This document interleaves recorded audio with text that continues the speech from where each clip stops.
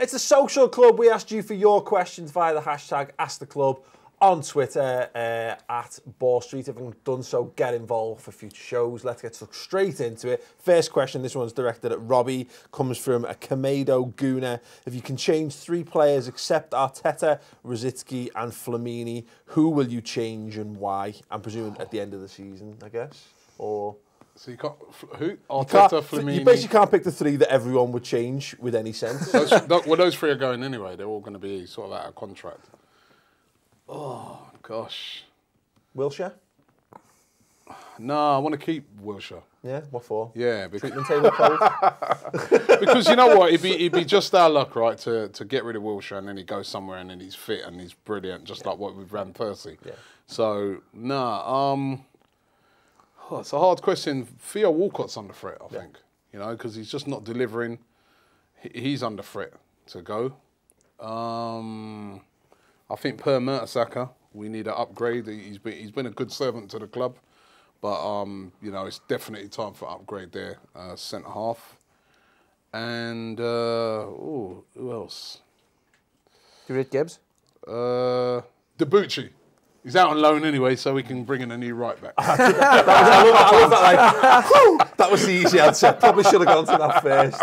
Mertesacker's a mad one, isn't it? Because I mean, do you need? Is it him that you need to upgrade in the defence? Do you think, or is he? Because he's not. You know what? Is he even in your first choice centre back pairing anyway? But a lot of times because he is slow. He's a scapegoat sometimes. He actually is a decent defender. Robbie's terrible. He was terrible. He's terrible. No, hold on. He was terrible in the game against you. But say, for instance, on Saturday, he was probably our best defender. He played really well. It's a hard, but we need an upgrade. We need an upgrade. We conceded 2 goals, but that's what I'm saying. Everyone always blames him. I do agree. Yeah, come on. It's the weak point of your team, your whole team. I think that's unfair. I think we need an upgrade on him. Yeah. But you know, some of the criticism you need he a new gets is centre unfair. midfielder as well. You need some horrible, snidey centre midfielder. Is that not El Nene's job? He played very well on Saturday, El Nene. But is he a very well? No, he's not. Well, we do need. That's what you need. I think we've got that in Coquelin, but I think we need an experienced guy there. It's not, we need an. What I would say is that's not just about someone who puts his foot in. That's an attitude thing as well. Yeah. That's someone who gets in people's faces and just.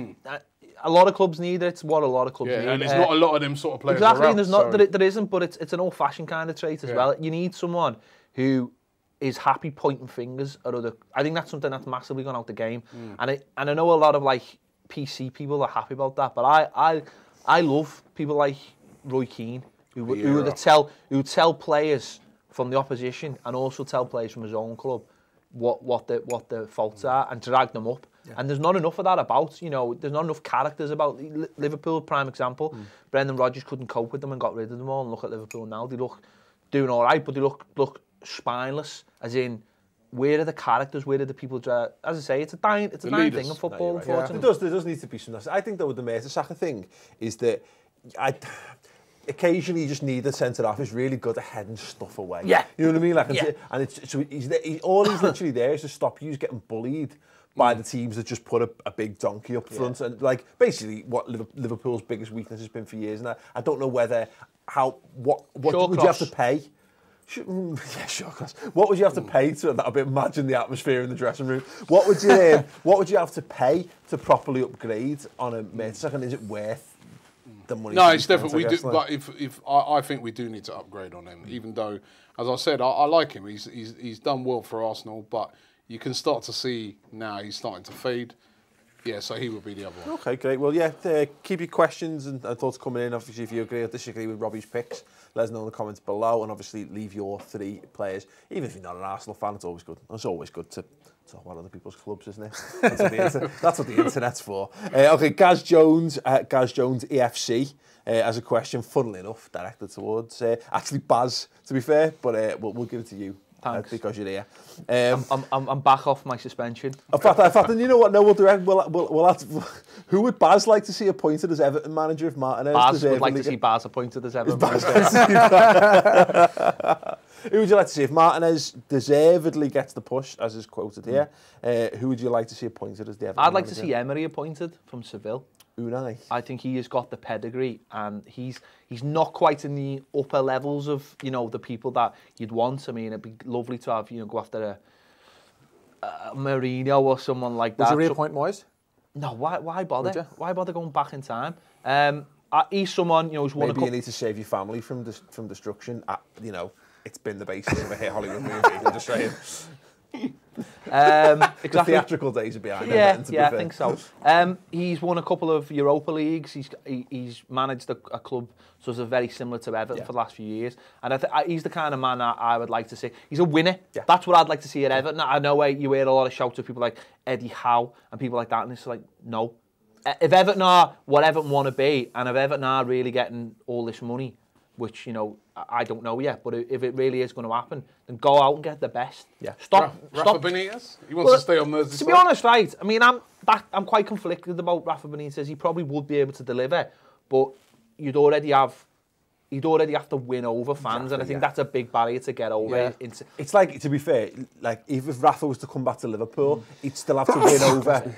Bless you. Sorry, mate. You still have to win over a percentage of the Liverpool fan base. He's a guy who won the European Cup. You know his face loves Liverpool, yeah. And you just couldn't have that at any club. But would you just do what Chelsea did and have horrific, cringeworthy, handmade signs and marker and iPads to display your disgust? I don't think.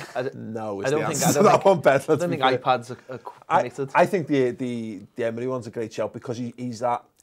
Prior to Liverpool getting Klopp, you know, it's kind of like when we got Benitez. It's a guy who will probably be looking to challenge himself in the Premier League. As you say, having the 2 Europa Leagues or whatever on your CV makes you think, this guy, if nothing else, if he gets us into that competition, he's got us within a chance of getting some Europe. And also, if you're looking at someone like who's almost like an up-and-coming manager, I'd want to look at someone like De Boer. Do you know what I mean? Yeah. I don't want someone like Eddie Howe. You're just thinking, no, you've done nothing. You've done nothing. What about Gary Monk? Would you take Gary Monk? No. What's he done? Why would you want Gary Monk? He's a he took well at Swansea. I think he was unfairly sacked. How can you say he did anything at Swansea? He's a failure. He's done nothing. Because he was sacked? He was a failure. Yeah. I think that's a pretty. Come on. That's a pretty good barometer of failure as a football manager. Right, Brendan Rodgers, was he a failure? Ultimately, failed to win the league. Yes. Oh, come on. You can't say he's a failure just because he was sacked. Mourinho was sacked. Is he a failure? Absolutely. Ultimately a failure. So he should never get another job. It depends, because look, Mourinho's a slightly weird one because we know he's got these shortened cycles, but he wanted to be there long term. He's not there long term, therefore he's failed. I want a manager who's won things, who's got experience of winning things, and brings that winning attitude into a club and says, this is what I've got, that's what I expect you to do. Roberto Martinez, when he come in, there was all wall space, and he put all these pictures up of things Everton had won, and he left one blank at the end, and he said, we're going to fill that. Well, he hasn't, so go, please. He's just put his pledge and his feather duster on there. Put his pledge of, I'm going to get you in the Champions League. Well, you haven't, and you've had 3 years, and Leicester are probably going to win the league. So goodbye. I feel like you're using this as a bit of a soapbox here, mate. Why else would I be? Absolutely. Right, okay, thanks very much for your question. Again, if you're watching, do let us know who you think Everton should appoint if Martinez deservedly gets the push as Gaz, and thanks very much to Gaz for the question. Next question, Nicholson Jason on Twitter says, if McLaren gets sacked, it's the inevitable Newcastle talk, who should replace him? I would like Moyes. Liam, who do you reckon? Who should Newcastle go for? Moyes. Take Moyes, yeah. He'll ruin your club again. Take Moyes again, no problem. I detest Moyes, really. I think that LVG is somewhere along the same lines now, in my kind of standing. Just appalling football. I think the record is pretty much of the same. Yeah, much of a muchness. Do you not feel then it might be slightly deep-rooted then, rather than one man's fault? Well, not really. What do you mean? Do you know, United? Yeah. You think it's Ferguson's fault? Not his fault, as such as like. Are you dating me by any chance here? Do you not think Sir Alex Ferguson knew what was coming? I think there is an aspect of that. Yes. I think he knew he had an aging team. That's and a fucking big iceberg. Yeah. Exactly. I agree. To a certain extent, yes. I think he got out where the going was good, and I think that he knew he had an aging team, and that I don't think he had it in him to rebuild another squad because that's what was needed. And I think Moyes, to a certain extent, was a scapegoat, but he didn't do himself any favours. The same way LVG. Yeah, I would agree. I think he set himself up wrongly at Manchester United. He should have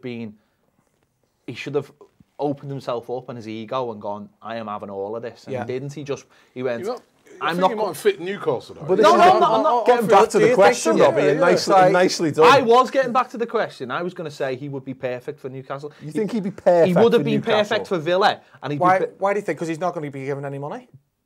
Well, if he's not given any money, he is the least Newcastle manager. I agree with him. I don't think so either. If a guy who liked to organise defences and play solid football and play 4-5-1 and whatever, was what Newcastle were looking for, Sam Allardyce would still be in charge. Yes, Newcastle I agree. United. I think Did Gary you not Monk's watch Everton in his last season? Yeah, but right now, some of the football was fantastic. It really was. But he went through a stage, but he just couldn't. He just didn't have the tools. It depends what Newcastle ultimately want. If they want plenty of tools on that. If they want to play in the Premier League and they want to be solid and they want to develop into a team, and he's given time. I don't think Newcastle want that. How much money did he spend in the January transfer window and he's still done nothing? Yeah. Who? Newcastle. Millions and millions and millions. And I'm not arguing for Newcastle. No, I think Moyes right now, Newcastle, they've got 10 games left or 9 games left. They want to stay in the Premier League. They better get Moyes ASAP. I think Gary Monk's a great shout. I honestly do. No, Gary Monk. For that. We're talking about. You're Gary Monk's agent. Is this because they've had the hoodoo over you for a while? You're obsessed with Gary Monk. Newcastle? Swansea? Yeah. Oh, not necessarily. You need someone who's going to fight. You need someone who's going to organise that Newcastle team to keep them in this league. You think Moyes is the man to do that? Yeah. I think he's as good as... I suppose now that you put it that way... With what's available at the moment, yes. But if you were David Moyes, you're going to be sacked by next Christmas when the Newcastle fans turn when you're not playing the right kind of football. Plus as well, remember this as well. Is that the question though? Think about it this way as well. If they do go down, Moyes knows what it's like to bring a team back up as well. So I think Moyes would be perfect. I think Moyes' tenure at Man United needs to sort of be dismissed because he was given... That was too big for him. He was given the reins. He was given the reins of the world's biggest club, and not the world's biggest club. Well. I'm not saying it's Liverpool. On a lot of ways it is, and the way I'm looking at it is from a company kind of view. It was a big club. It is the world's biggest club, and he didn't put his ego into it, and he should have.